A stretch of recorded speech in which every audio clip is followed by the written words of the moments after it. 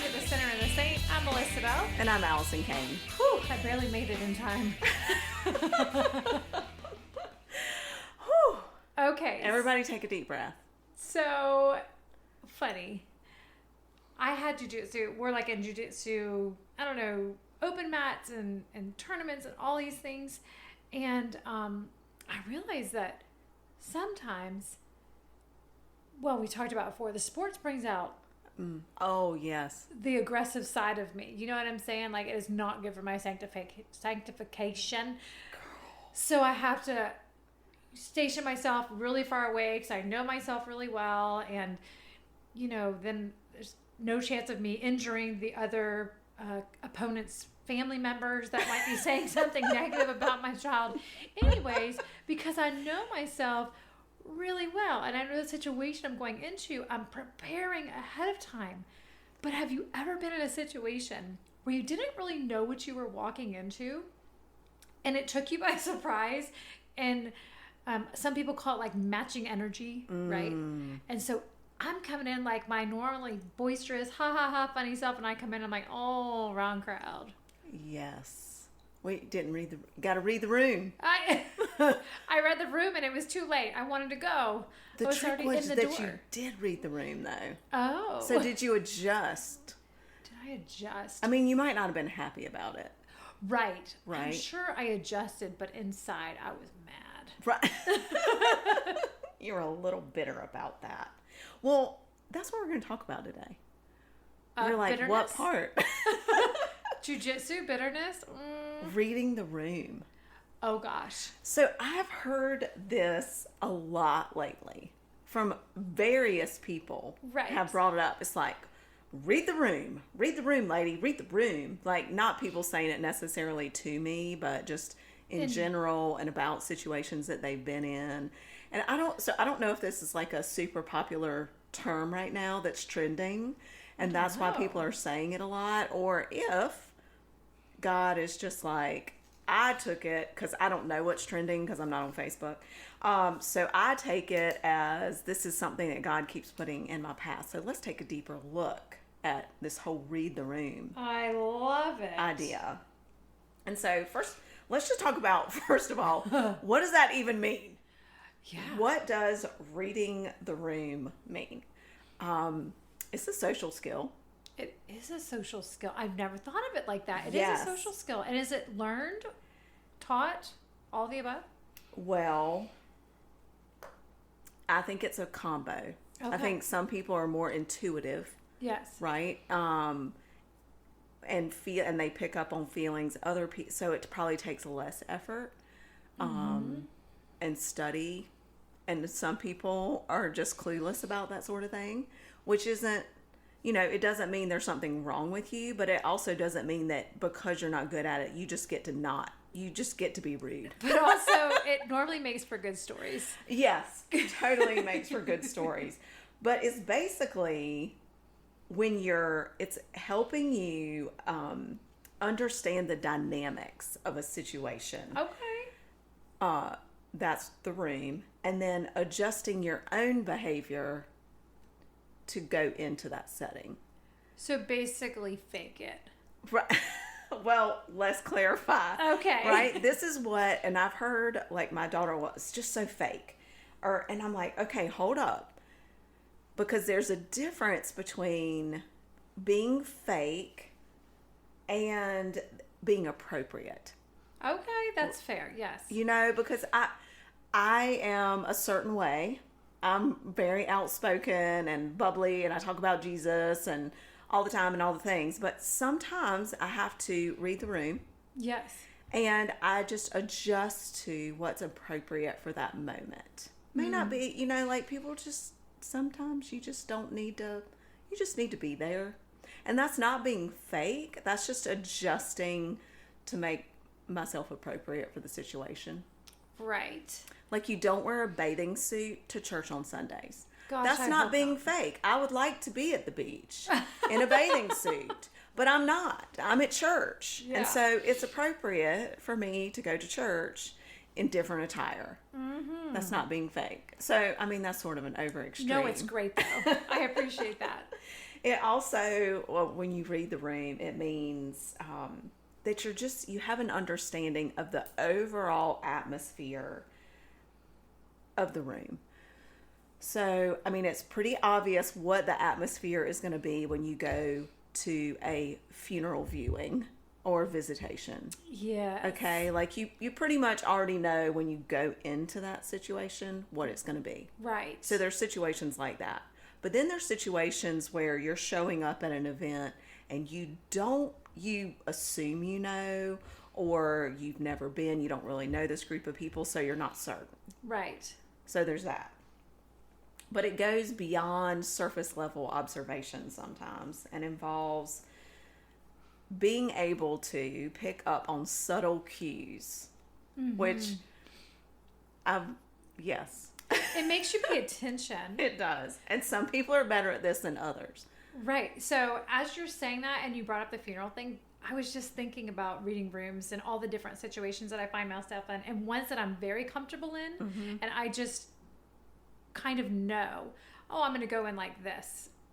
And then other ones where I have to reach out and I have someone, because I wasn't necessarily raised in certain situations. And so I have people I reach out to go, hey, so I'm going to go to this, like I'm going to this wedding shower or whatever. What should I wear? What should I expect? Can I leave early? Right. Is this going to be rude? Right. You're doing your research. Yeah. Right. And hopefully when you get there, it's a standard thing. But sometimes you walk into your wedding shower or whatever situation and you expect it to be one way.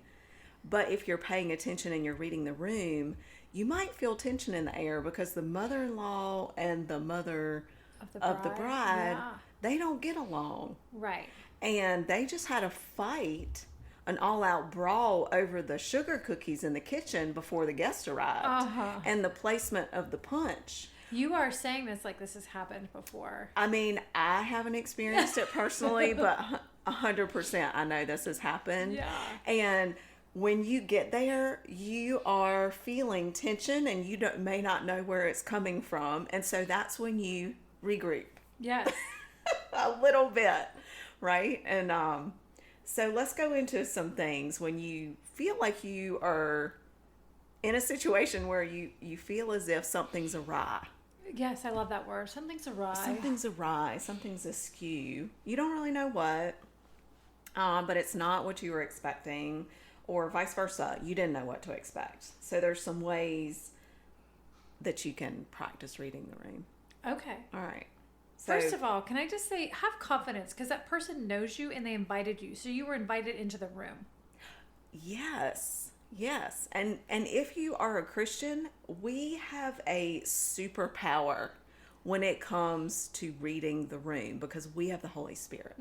So if we're tapped into the Holy Spirit and we immediately start praying about this, we actually do have a superpower. I believe it. Yep. And he will open our eyes to the situation. You know, he's obviously not going to give us all the details, but he will help us be appropriate in the situation. And so the first one is trying to understand the nuances of who's in the room and what the relationships are. That's important as you go into a situation to read it appropriately. Like, who is there? Is this a group of people of all real estate agents that are in competition with one another for business all the time? You got to understand that going in. Is this, okay, so we went to an event and our son, it was an event for a specific thing, and our son just threw on a sweatshirt to go. And we didn't help him or anything. We were meeting there. Well, the sweatshirt that he happened to have on was the competition for. Oh. It was. I mean, I didn't know, he didn't know, but we did not read we didn't think that through. Right. But of all the sweatshirts that child could have chosen to wear, and it was like, oh gosh, here, put this jacket on. Do you have on a t-shirt under that? Oh my gosh. Yeah. Turn it inside out. Yes, exactly. Better to have it on inside out. And so trying to figure out that beforehand or as you get in there can help you read the room. the dynamics of the relationships going on. Like, just back to the wedding shower. Yeah. You've got two families that are merging. There's some competition. There's some whatever. You don't know. It might be hunky-dory. Right. But that's one of the ones. The second one that's really important, I think, is go in to it ready to read the room. Like, from the start. Right. Like, go in knowing the first thing I'm going to do is take a little check, right? I'm look around, see what's happening. Yes. So, as someone that has operated with fight or flight most of my life and always on the defensive, this is just how I operate all the time. Mm-hmm. You know, I don't unknowingly go into, I mean, I don't sit there and go, I wonder if so-and-so's sister's going to be there and if they're getting along. That's not what I'm thinking about. I'm thinking, is this safe? Where's the exit? What is my exit strategy? Well, this is my biggest problem when it comes to reading the room. And I'll tell you why. Ready to read the room. Because a lot of times I am doing so many things that I'm flying into an event. This is what happened in the thing with our son too. I was coming from visiting a friend who was dying, like basically saying goodbye, into this other event, driving through traffic, late, flying in, tizzy on a tailspin, right? Not ready to go in. And so it took me about 20 minutes to figure out the whole thing, Right. to adjust to the situation versus having the forethought. So I just reminding myself to take the time. All right, take a breath before you go into this event or this situation. Just take a breath, listen to the Holy Spirit, pay attention. So I am not a super anxious person when it comes to social settings. But if I am, and you're starting to rattle this stuff off, I've already overthought this. So where's the balance of not overthinking and talking yourself out of ever exiting your house again versus this is great prep and great planning? No, I think that's it. It's a prayer. Uh-huh. And like, okay, Lord, just help me to see what I need to see. Mm-hmm. Trust in you, and just take a breath before you go and be attuned to that. I think that's all it is. Okay.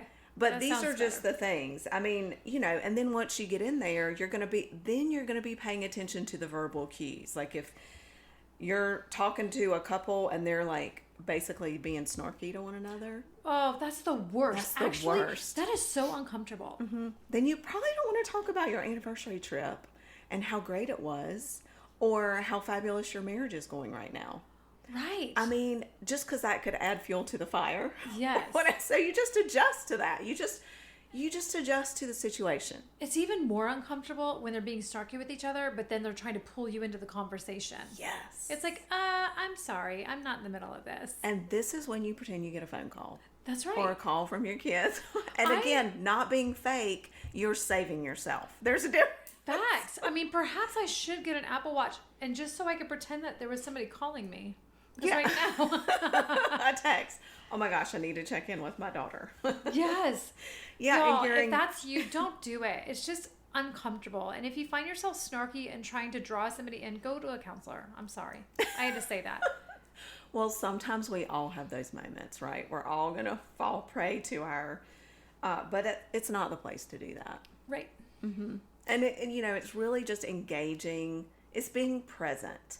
And a lot of times we aren't present anymore in our situations because we are too distracted with our phones, our texts, our social media, our emails, our whatever, or flying in from one thing to the next when we didn't take a moment just to say, okay, take a deep breath, switching gears, pull out a different folder, let's do this.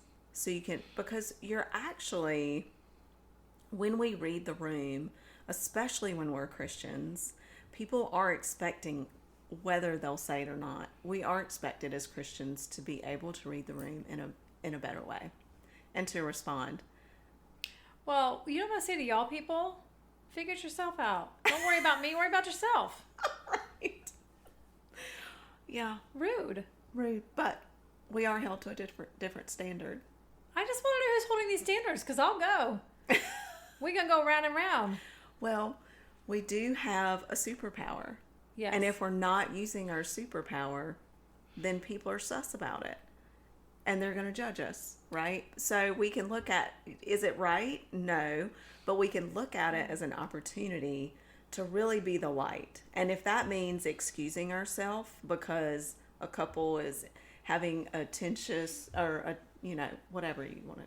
Pretentious? Not No. pretentious, but they're in a tense situation, removing ourselves so we don't say the wrong thing, that is good. That is Yes. also being the light. And sometimes if the room is just like, wow, I don't know what's going on here, but something feels off. You have no idea what it is. Right. You go have a one-on-one with someone. Mm-hmm. That's a good one. It's not an escape, but have a moment where you are just one-on-one with someone and ask them questions like, what's been the best meal you've had recently? I've been looking, like Yes. just a great conversation starter that's totally neutral. What in your week has brought you joy? Right. What kind of exercises do you prefer? Do you prefer cardio or Pilates? Like, It's so funny because I love that. And I imagine a social setting where maybe you're just invited over to, I don't know what it would be, just a function. And what do you normally do if you don't know someone? You say, oh, well, how do you know that person? mm-hmm. Well, that's, But if you say, hey, tell me about yourself. What was fun today? I don't want to know what your job is. I'm not asking you how many kids you have. I'm not asking you how your marriage is or if you're married. I just want to know about you. Mm-hmm. That you immediately have a friend right there. And that's not a fake thing to do, but it's just allowing other people to be seen. Which is huge. Yes. And what most of us just need for a Right. moment. We have an opportunity. We get so stuck in, I actually just recently printed off a great list of questions in a wallet size, open-ended questions, and laminated for each of my kids Oh, that's cute. to use. Like if you go on a date or you're with a group of friends or a new group, like in college or whatever, ask these questions and just get like an open, again, just very open-ended. Maybe we'll post it. And it also is not a pressure question. Right. And someone gets to talk about themselves for just a moment and consider something that they haven't considered. Like if you had asked me, like, what's the best meal you've had recently? I would have thought about that and been so excited to tell you that it was actually for my mom's 82nd birthday, where we ate at my brother and sister-in-law's house, and he made the best steak and potatoes I have ever eaten. So that alone tells me so much. It tells me that you have siblings. It tells me that you're involved with your siblings, that your mom just had a birthday. Where were you? Where does your mom live? So then that opens up the door. Exactly. Yes. And it creates another thing for me to reflect on where I may have just moved past that in my busy schedule. Oh my gosh, this was the best meal I've had. And that's good for everybody. Yeah. I love that. This is a Yay. great conversation. So, open-ended questions, not where'd you go to school? How do you know this person? Right. Put that kind of just, and it gets below the surface, which is so important. What gets in the way of us reading the room besides busyness and distractions? I have two thoughts. First of all, I think sometimes we mistake an invitation or a situation for it's what I'm bringing to this situation that makes it great. And so when you realize that it's really not about you and you're just there to experience it and you go in with that lens, I think it's very different. So true. And so I would say that probably most of the time when I've entered into something, I've always never thought that I was the special one there. And so it takes the pressure off. It's so true. Because stress and that pressure get in the way. It's of us literally not reading the about room. you. Right. And so you're just there to experience it. And I always think, who do I get to meet? Because I do want to know about other people. And so when you can really ignite that authentically in you, you get excited to go to events, right? That's great. And then also, I think we have to assume we don't know the whole story. Always. So years ago, there was a situation that happened at work, and I had just received a phone call that my mother was on life support in another state. I mean, blindsided. Like I had spoken to her 2 days prior. and she's on life support. And I think it was my aunt that called me and said, "Hi, I just found out your mom's in the hospital." And so I'm just taking this weight of information, and I'm kind of talking with somebody out in the hallway, and somebody passed by, and you know, my personality is funny, laughing, blah, blah, blah. Mm-hmm.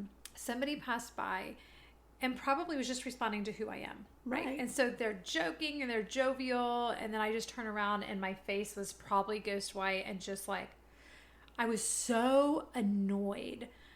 And I held a grudge for a long time against that person because they chose that time to try to be funny, yada, yada. Mm. First of all, I've come to know this person's just socially awkward all the way around. But second of all, he didn't have all the information. Right. So he's just being himself and interjecting his happy, fun self into a situation, unknowing that I had just gotten, like, one of the most life-changing phone calls of my life. Right. So maybe give people a little bit of grace. Number one, if they come into your event or a situation awkwardly, that they probably don't have all the information and it was never intended to harm you. That's right. And probably they're responding to you how you would normally respond back, right? And this is a beautiful point. The grace that you would like to receive from others when you screw up, let's always remember to extend that grace to other people and not assume that they did it intentionally to hurt us. Because for the most part, in our lives, that is not a fact. We take that on, that someone did that to hurt me or blah, blah, blah. How could she do that or say that? She knows blah, blah, blah. Does she? Right. Probably not.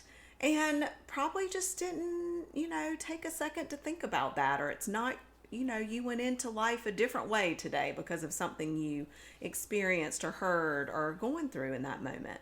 So if we can just give people the benefit of the doubt, and just go in, yes, read the room, do your best, leave the rest up to God, but grace upon grace. Grace upon grace. We hope that you go out this week and read that room like a master. Yeah, baby. See you next time on The Sinner and the Saint.